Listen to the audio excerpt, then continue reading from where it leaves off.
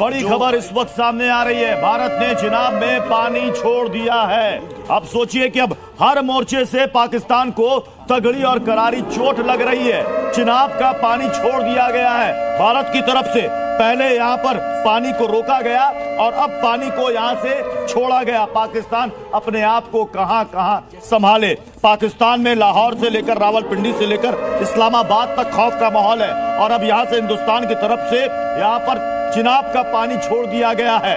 अब आप सोचिए कि पाकिस्तान में एक तरफ बाढ़ की हमने खबरें देखी थी कि पाकिस्तान के पीओके में बाढ़ सी आ गई थी। उसके बाद हमने देखा था पाकिस्तान को बूंद बूंद पानी के लिए हमने तरसाया था जब पानी को हमने रोक दिया था।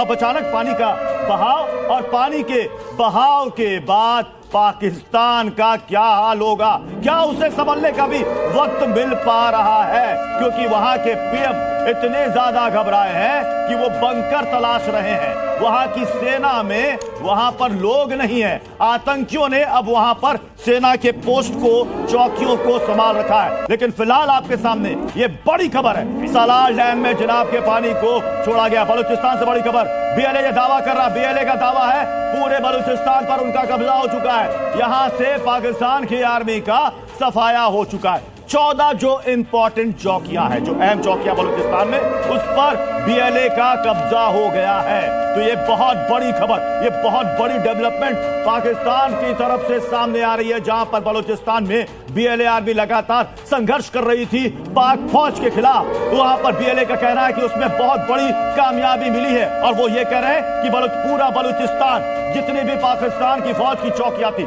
इंपॉर्टेंट चौकियां, 14 चौकियों पर बीएलए का कब्जा हो चुका है। इस दौरान न सिर्फ चौकियों पर कब्जा हुआ बल्कि कई पाकिस्तानी सैनिकों को भी बीएलए ने मार डाला है।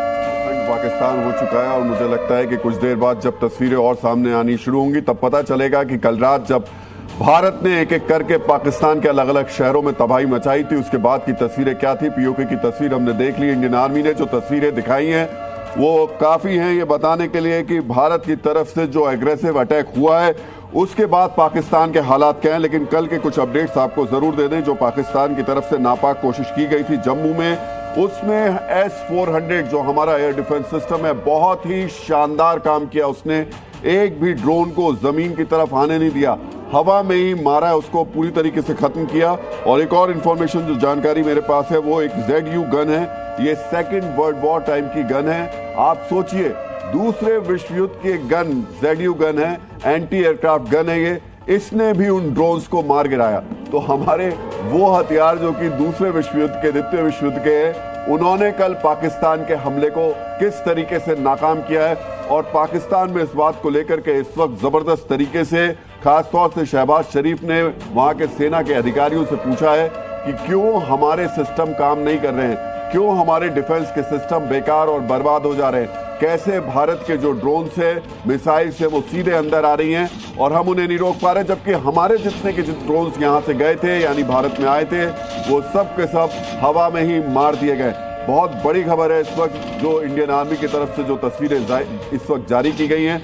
और मुझे लगता है 10 बजे जब एक प्रेस कॉन्फ्रेंस होगी उस वक्त एक बार फिर से आपको गर्व की अनुभूति होगी कि कैसे एक नापाक कोशिश जो पाकिस्तान की तरफ से कल रात 8 बजे से शुरुआत की गई थी जम्मू, पंजाब और राजस्थान बॉर्डर पर, भारतीय सेना ने उसके बाद पलट करके कराची से लेकर के लाहौर तक जो जगह जगह इनके ठिकानों को निशाना बनाया है, खासतौर से पीओके में निशाना बनाया है। उसके बाद पाकिस्तान की हालत बहुत ज्यादा खराब।